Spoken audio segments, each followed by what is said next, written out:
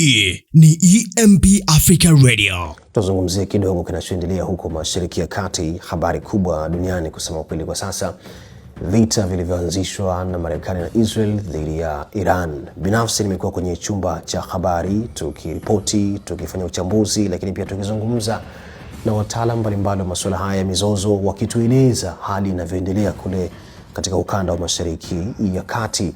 Na yapo masuala matatu hivi ambayo nikiwa kwenye chumba cha habari ni binafsi nilikuwa nimekijiuliza na watu mbalimbali wakiuliza, lakini majibu kutoka kwa wataalamu yamekuwa sio ya moja kwa moja, labda pengine kwa sababu ya aina ya mzozo wenyewe ama ni ngumu kuelezea.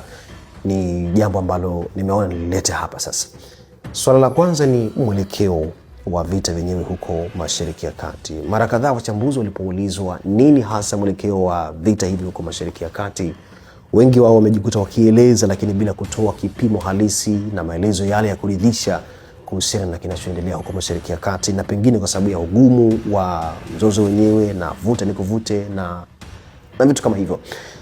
Swala la pili ni kuhusiana na ikiwa mataifa ya Ghuba na baadhi ya mataifa ya Ulaya pengine yataamua kuunga tena katika mapigano ama katika vita huko vinavyoendelea Mashariki ya Kati. Tunafahamu mpaka hivi leo ninavyozungumza, Iran imeendelea kufanya mashambulizi katika mataifa ya Ghuba yale ambayo yana kambi za kijeshi za Marekani, pamoja na balozi baadhi za Marekani zimekuwa zikishambuliwa na Iran. Na Iran imekuwa ikifanya hivyo kama malipizi ya kisasi, kwa sababu haiwezi kurusha makombora mpaka Marekani. Kwa hiyo inaamua kurusha zilipo kambi za Marekani katika mataifa jirani ambayo yana kambi za Marekani. Sasa tumewasikiliza viongozi mbalimbali wa mataifa hayo ambayo yanashambuliwa na Iran wakisema kwamba mambo yakiendelea hivyo watachukua hatua. Hatua hizo ni zipi bado haijafahamika, lakini kwa hapa Ulaya tumewasikiliza viongozi wakubwa, kwa mfano kansela wa Ujerumani yuko Marekani kwa sasa, waziri mkuu wa Uingereza Keir Starmer pamoja na rais wa Ufaransa Emmanuel Macron ameeleza kwamba hawana nia moja kwa moja kujiunga na vita hivi, lakini bado kuna question mark. Kwa hiyo wachambuzi wengi wamekuwa wakieleza swali hili lakini bila kutoa majibu ya moja kwa moja, na hili ni swali ambalo bila shaka bado linawaacha watu wengi pia na question mark, kwamba vipi ikiwa mataifa ya Ghuba yataamua na yenyewe yaanze kurusha makombora kuelekea Iran na vitu kama hivyo, mambo yatakuwa vipi? Ni swala gumu ambalo mpaka sasa wachambuzi wengi ukiwauliza wanaweza wakainamisha vichwa chini. Lakini swala la tatu ni kuhusu exit strategy. Nini kifanyike ili kumaliza mzozo huu wa Mashariki ya Kati? Ni swali gumu sana ambalo wachambuzi wengi wameshindwa kulijibu kwa ufasaha. Nimemsikiliza waziri mkuu wa Israel Benjamin Netanyahu, amesema kwamba haamini kama vita hivi havitakuwa na mwisho. Anaamini kama vitafikia ukomo na kwamba kwa sasa hivi wanaangalia namna ya kutafuta juhudi za kupatikana kwa amani, ndio maelezo yake. Lakini rais wa Marekani amesema kwamba wao walipanga kwamba watafanya vita ama watapigana kwa wiki 4 mpaka wiki 5, lakini kitokea vimeenda zaidi pia wamejipanga kwa kitu kama hicho.